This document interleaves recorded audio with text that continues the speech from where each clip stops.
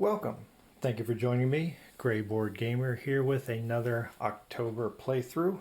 I'm going to play a game that I've neglected for a while.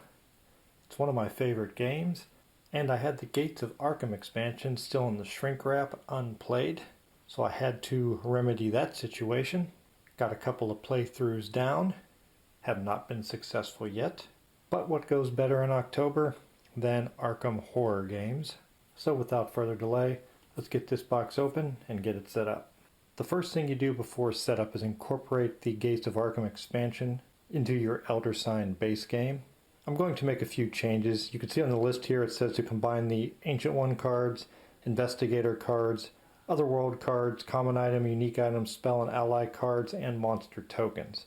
You're going to shuffle all those items into your base game components. But because I want to show you as much as possible from the expansion, I am only going to use Ancient One cards and Investigator cards from the Gates of Arkham expansion, but I will combine all the other items as instructed. The Gates of Arkham expansion comes with 4 Ancient Ones, and we're going to use one of these 4 for our playthrough.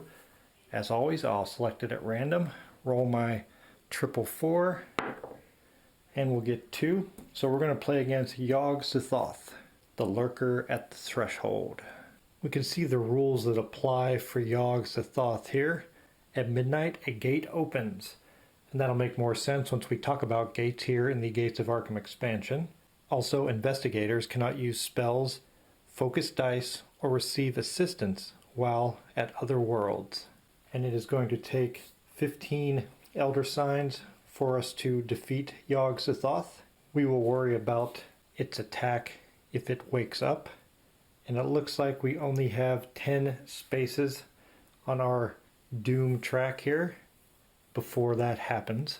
And you'll notice a new symbol. That yellow symbol is a gate symbol. Every time a Doom token is placed there, we will open a gate. I will use this bag for my monster cup. I've already placed all the monsters from the base game in here, and you can see there's a new one right there because it has the gate symbol on it, the Night Gaunt, and this little symbol down here, that's the Gates of Arkham expansion. You'll see that on the items that are part of this expansion. And then you'll also see that exclamation point. That means you must use the Gates of Arkham expansion to use that creature. You can't incorporate this one into any of the other expansions without having the Gates of Arkham expansion in play, because of course if you don't have it in play you couldn't open a gate. There are 9 new creature tokens that are part of the Monster Cup now. Next we will prepare the adventure deck, and you use a completely new adventure deck for the Gates of Arkham expansion. It does not get incorporated into the base game, it completely replaces the base game adventure deck. And you can see there are locations on the backs of these cards before you turn them over to the adventure side. And on the back of them, there are effects that happen whenever a player goes there, or like on the back of this card on the top of the stack, you have at midnight effects also. There are multiple locations, but there are 3 difficulty levels: green, yellow, and red. Easy, medium, and difficult.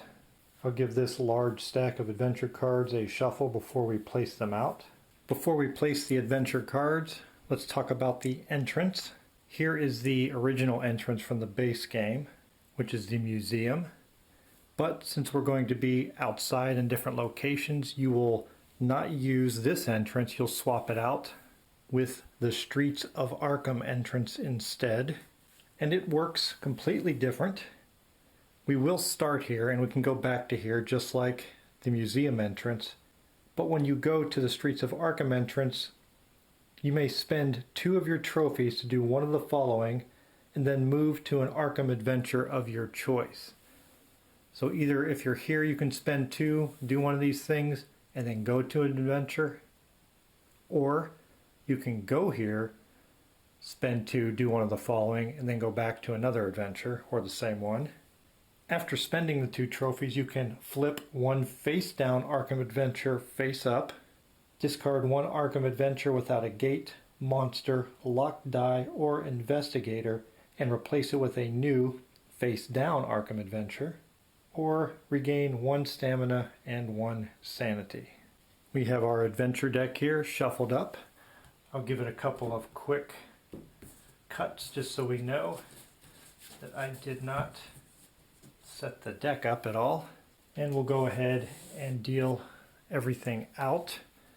The first 3 cards will be placed face up.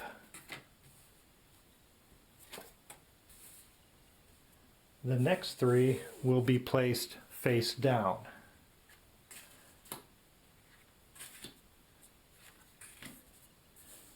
And then the draw deck will go here next to it, and you can always see what the next one is going to be.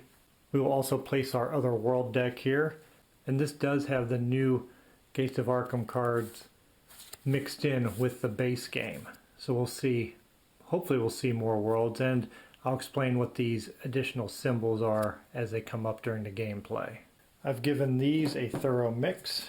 We'll cut them, place them here for when we need to draw them. Next we'll prepare our decks of common items, unique items, spells, and allies. They also have the new Gates of Arkham expansion mixed in with the base game, so I'll give all those a good thorough shuffle. Here are the 8 investigators included with the Gates of Arkham expansion, and I will only use them for this playthrough, with the exception of if enough of them get devoured to where I'm running out, then I'll draw from the base game characters to continue the gameplay. We have 8 of them, and I'm going to do this as a 3-player playthrough. We'll start up here, and that'll be 1, 2, 3, 4, 5, 6, 7, 8. We have our 8-sided die. Roll it 3 times, ignoring any duplicates. We have 4, 6, and 7.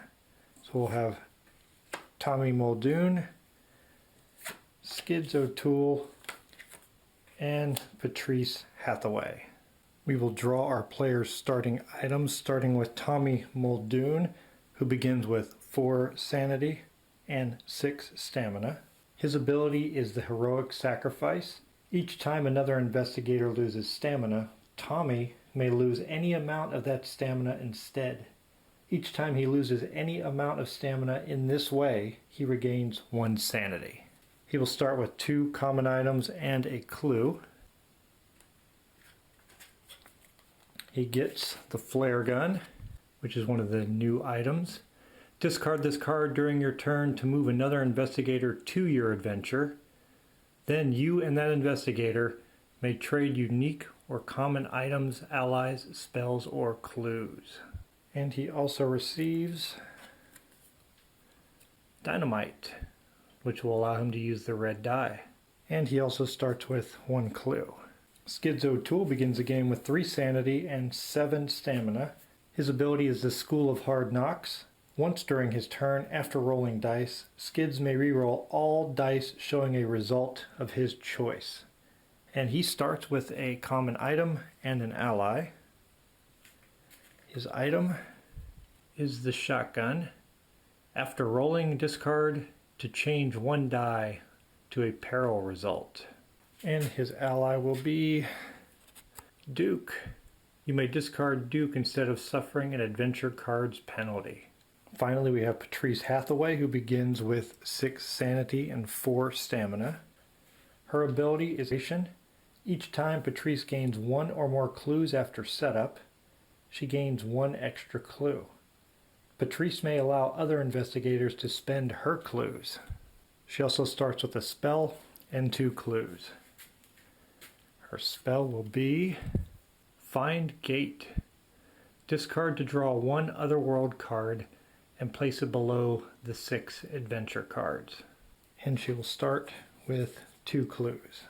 There are other new cards that come with the expansion. We have the skill cards that have the cap and books on the back. And there are times during the game where you will gain these. We'll give these a shuffle, have them ready to draw. Next we have the event cards. And whenever we see this event symbol on one of our adventure cards and we go there, when the player begins their resolution phase, they'll draw one of these cards. There's quite a few. Give these a mix so they're ready to draw.